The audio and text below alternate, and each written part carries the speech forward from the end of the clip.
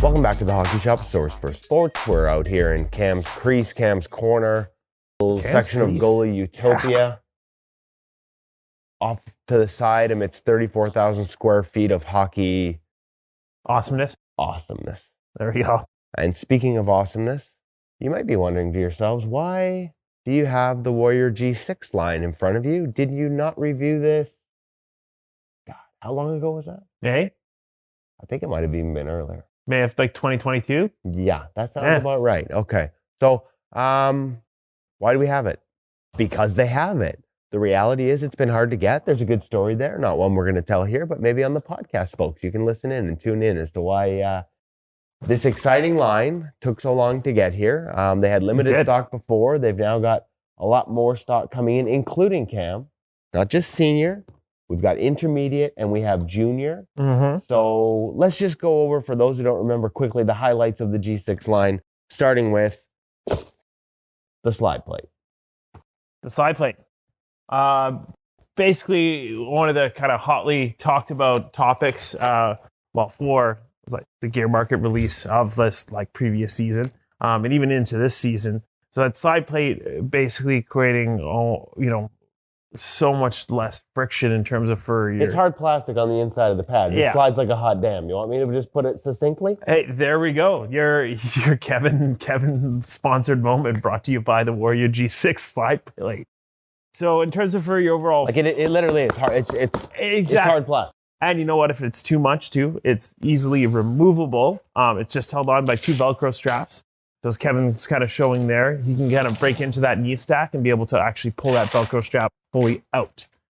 So that slide plate featured throughout their lineup, all the way down to their junior pad, which I do finally have in stock. So we'll jump around here a little bit and go straight to the junior, because this is one of the pads that I've seen the most upgrades on in terms of their entire lineup.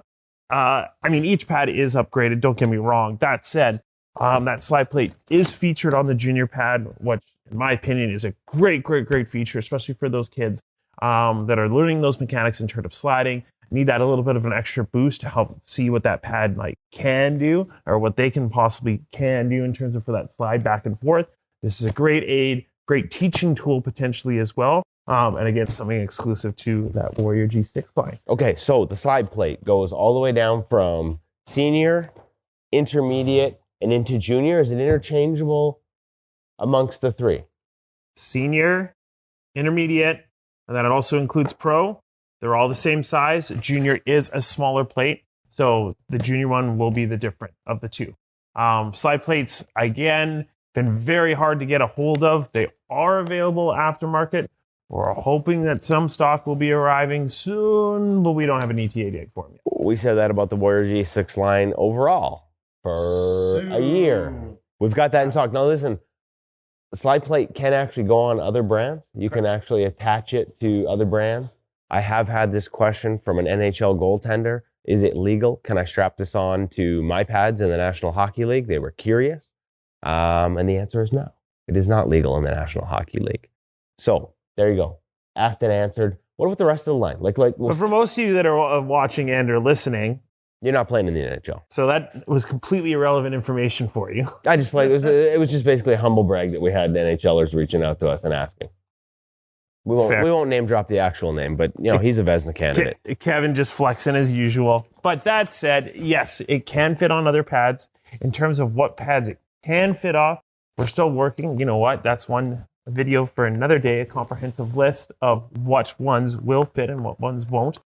That said, obviously there's more to the pad than just this G6 slide plate. They've redone the calf and feel-wise across all of their pads. A new place for you to actually strap down your knee strap.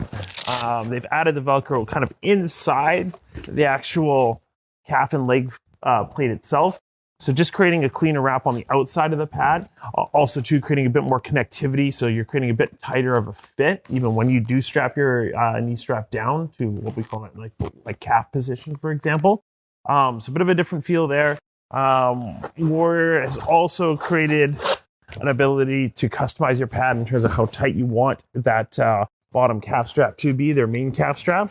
So there's 2 slots in there. This is specifically on the junior pad as well, but it also is featured as you tier up through the lineup. Again, kind of moving back to the toe of the pad, they've lengthened the boot strap a little bit of a highlight of an area that was a bit on the tight side of things, especially in some of their older models, D5, D4, for example. So a little bit extra length here, a little bit easier to do up.